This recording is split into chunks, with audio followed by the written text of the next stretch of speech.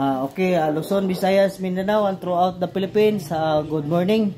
God is good all the time, and all the time God is good. So today, karon ang pinakanindot nga adlaw kay video viewing ni Sir Rex karon sa iyang pag-undergo sa survivor treatment therapy.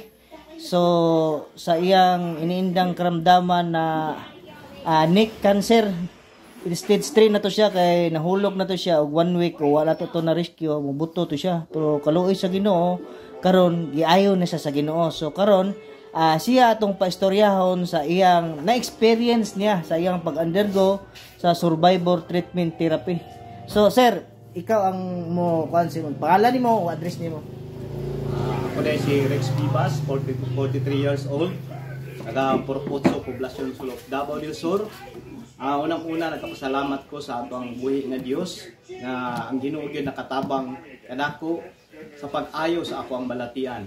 Itungod kung dili niya maayo gyud ang Ginoo nga aduna siya mga gigamit nga mga tao nga makatabang kanako. Una, kining waki high potential therapy nga dako kay tabang kanako kay pag-start gyud ako dinhi nga pag-therapy. Pagkaugma nagkaluwa ko og dugo tungod sa ako ang neck cancer stage 3, dako kayo gyud kausaban kay sa primero dako kayo siya og bukol, tapos karon giayo ni gyud ko sa Ginoo og normal na tan-aw nang ako ang liog, og pasalamat ko sa Ginoo kay next karon nga man makabalik na gyud ko og duty. And then pasalamat ko sa treatment ako nga mga tambal, labi na Miracle, Dalton, Survivor, Oxygen, BCO, nga dako sa mga nakatabang kanako sa pag-take o mga food supplement. Dako kay nakatabang kanako.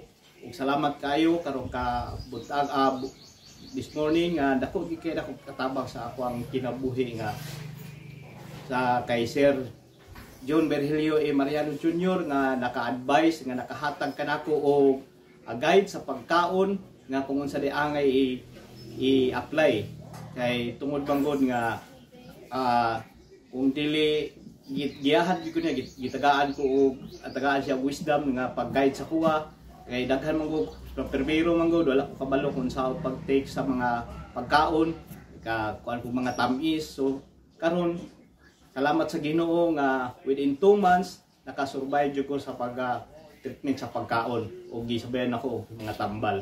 So pasalamat ko sa Life Energy Enterprises kada ko dito ka tabang sa ako ang kinabuhi.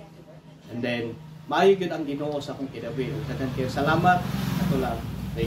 Og live pa ato sir, unsa poy kay istorya nimo sir sa naay mga balatian nga sama sa imuha napoy neck cancer nga uban nga naa karon sa palibot o asa nga laing lugar, unsa man po ila advice sa ilaha nga kung makita sa ani nga video nimo?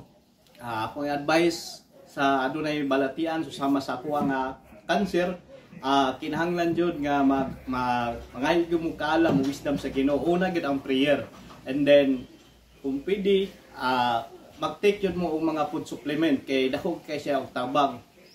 Although okay man pud ang sa hospital o sa mga doktor, pero mas better jud ang natural ways nga pabaagi kay dako kay nagtabang sa ato ang kinabuhi nga dili gyud mahilabtan ang ato ang sa atong parts sa atong lawas. Kay kung mahilabtan naman gud usad yun na nga madali ra ka mabikil, pero kung natural ways ang imong igamiton tabang pinaagi tabang sa Ginoo, dako gyud kayo kausaban sa imong kinabuhi.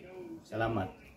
Okay, so mao to ang mensahe ni Sir sa iyang testimony sa pag-undergo sa survivor treatment therapy. So dako kay pasalamat sa Ginoo og may buntag kanatong tanan. God is good all the time, and all the time God is good.